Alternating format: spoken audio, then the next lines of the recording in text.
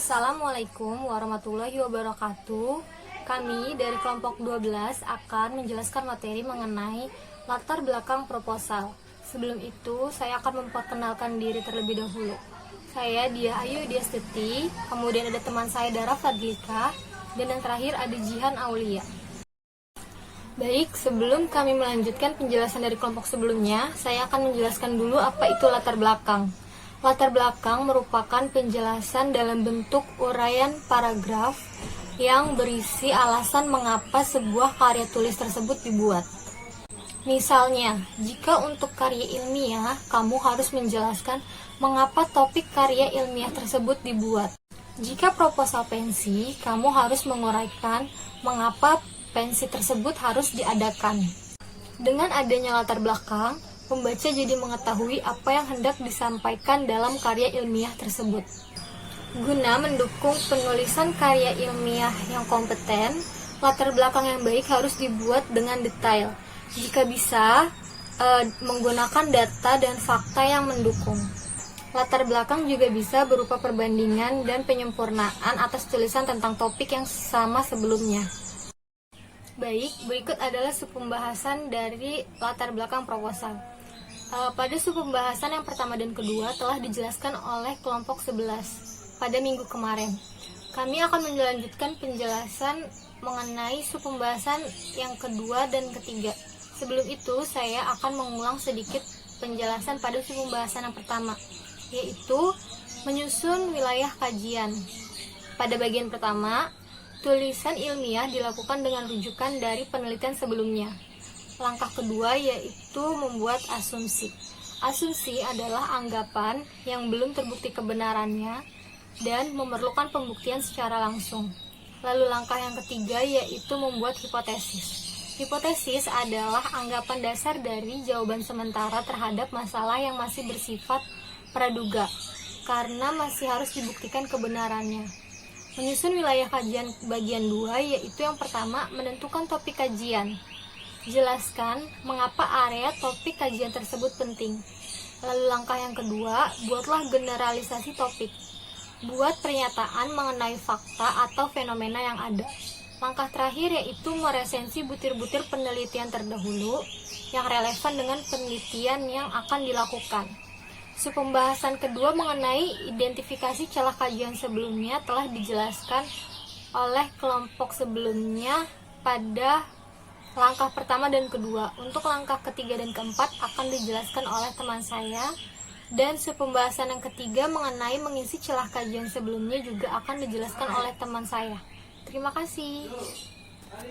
Baik, saya Dara Fadlika ingin menjelaskan subpembahasan kedua, yaitu mengidentifikasi celah kajian sebelumnya.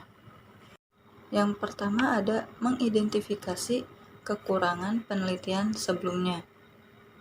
Seperti contoh yang akan saya sampaikan sini, contoh dari penelitian sedimen tsunami di daerah Kabupaten Aceh Besar, Provinsi Nangro Aceh Darussalam pada 20 April 2009. Dijelaskan bahwa dari segi ilmu kebumian, peristiwa di atas menjadi sangat penting, terutama bagaimana memahami dan menelusuri kejadian fenomena alam yang berkaitan dengan dinamika proses geologi, termasuk segala aspek yang ditimbulkannya. Berbagai kegiatan penelitian mitigasi kebencanaan dan rehabilitas pasca tsunami telah banyak dilakukan oleh berbagai institusi, baik yang berasal dari luar maupun dalam negeri. Namun demikian, belum ada satupun penelitian yang berkaitan dengan dinamika geologi di daerah yang terlanda oleh gelombang tsunami. Berarti, meski sudah banyak yang melakukan tentang penelitian mitigasi kebencanaan dan rehabilitas pasca tsunami, tapi belum banyak, bahkan belum ada satupun peneliti yang meneliti dinamika geologinya di daerah tersebut. Yang kedua ada mengembangkan masalah penelitian berdasar celah penelitian sebelumnya. Nah, di sini contohnya yaitu pada perhitungan sumber daya batuan breksi andesit berdasarkan ukuran fragmen dengan menggunakan metode geolistrik Kabupaten Cilegon, Banten yang ditulis oleh Andiono Broto Santoso dan Hidayatullah Sidik pada tahun 2017. Di sini tertulis, namun demikian, dalam eksplorasinya, breksi ini tidak semua tersingkap di permukaan, sehingga perlu dilakukan penyelidikan lebih lanjut dengan menggunakan metode geofisika untuk mengetahui keberadaan breksi di bawah permukaan untuk mengurangi resiko kegagalan dalam penambangan serta dapat memperkirakan potensi sumber daya breksi di daerah penelitian. Yang ketiga ada mengembangkan pertanyaan kunci yang berkaitan dengan celah penelitian untuk menunjukkan pentingnya penelitian saat ini.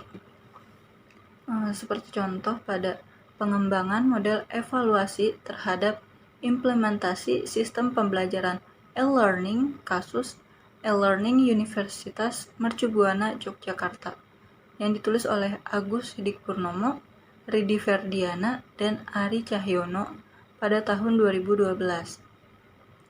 Dijelaskan bahwa sejak implementasi dilakukan, belum pernah dilakukan studi formal mengenai kesiapan sumber daya yang terlibat, sehingga belum diketahui sampai sejauh mana pendayagunaan e-learning di UMBY. Sehingga hal tersebut masih tidak jelas, apakah sumber daya yang terlibat itu udah siap atau belum. Lalu yang keempat ada mengembangkan masalah penelitian baru atau menambahkan sesuatu pada penelitian sebelumnya. Contohnya yaitu pada kajian awal e-learning readiness index sebagai model bagi evaluasi e-learning pada sebuah institusi yang ditulis oleh Yudi Prayudi pada Seminar Nasional Aplikasi Teknologi Informasi pada tahun 2009. Di sini dijelaskan bahwa desain dan implementasi e-learning umumnya melibatkan 3 komponen, yaitu people, process, dan product. Hingga saat ini belum ada sebuah model komprehensif sebagai alat untuk evaluasi implementasi e-learning. Sejumlah model evaluasi yang ada masih bersifat parsial hanya untuk komponen tertentu saja. Untuk kepentingan itu diusulkan konsep e-learning readiness index sebagai model bagi evaluasi e-learning di sebuah institusi. Assalamualaikum warahmatullahi wabarakatuh. Saya Jihan Aulia. Di sini saya akan melanjutkan penjelasan dari teman saya, yaitu mengisi celah kajian sebelumnya. Nah, pada bagian ini peneliti mengajukan penelitian terbarunya dengan kaitan kajian terdahulu. Seperti yang pertama itu membuat garis besar tujuan, yang kedua menyatakan penelitian terkini, dan yang ketiga menyatakan temuan penting. Selanjutnya ada 1A, yaitu membuat garis besar tujuan. Nah, membuat garis besar tujuan ini mendeskripsikan tujuan penelitian terkini. Contohnya, perbandingan hasil belajar matematika dengan penggunaan platform WhatsApp Group dan webinar Zoom dalam pembelajaran jarak jauh pada masa pandemi COVID-19. Nah, di dalam penelitian ini bertujuan untuk mengetahui hasil belajar matematika mana yang lebih baik dengan menggunakan WhatsApp Group atau webinar Zoom, dan seberapa efektifnya kedua platform tersebut digunakan untuk pembelajaran jarak jauh di masa pandemi COVID-19 ini. Lalu ada 1B, menyatakan capaian penelitian terkini. Nah, menyatakan capaian penelitian terkini ini menyajikan hakikat terkini. Contohnya, metodologi penelitian pendidikan education research metodologi Jainal Arifin STIT Al-Hikmah Bumi Agung. Nah, di dalam penelitian ini bertujuan untuk mengkaji pentingnya kepemimpinan dalam organisasi dengan pendekatan literatur.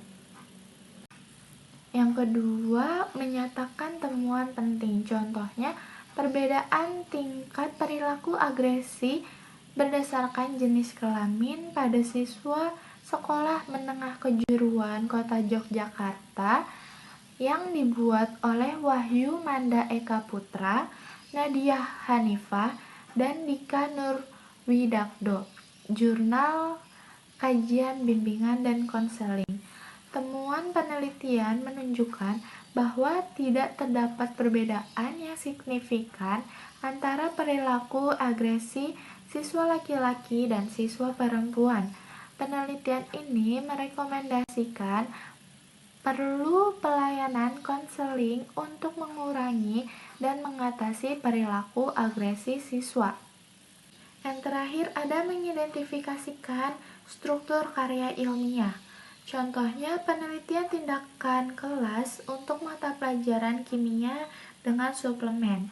Nah, di dalam buku penelitian tindakan kelas ini terdiri dari 4 pokok bahasan, diantaranya yaitu bab 1 yang berisi konsep dasar penelitian tindakan kelas mata pelajaran kimia, bab kedua memuat penulisan proposal penelitian tindakan kelas mata pelajaran kimia, bab 3 memuat penulisan laporan hasil penelitian, dan yang terakhir itu ada bab 4 yang membahas pengubahan hasil penelitian menjadi artikel ilmiah. 2 bab terakhir berisi materi penulisan, laporan penelitian, dan penulisan artikel ilmiah. Bukan hanya ditujukan pada penelitian tindakan kelas, tetapi berlaku secara umum untuk berbagai jenis penelitian. Sekian presentasi dari kelompok kami, kurang lebihnya mohon maaf. Wassalamualaikum warahmatullahi wabarakatuh.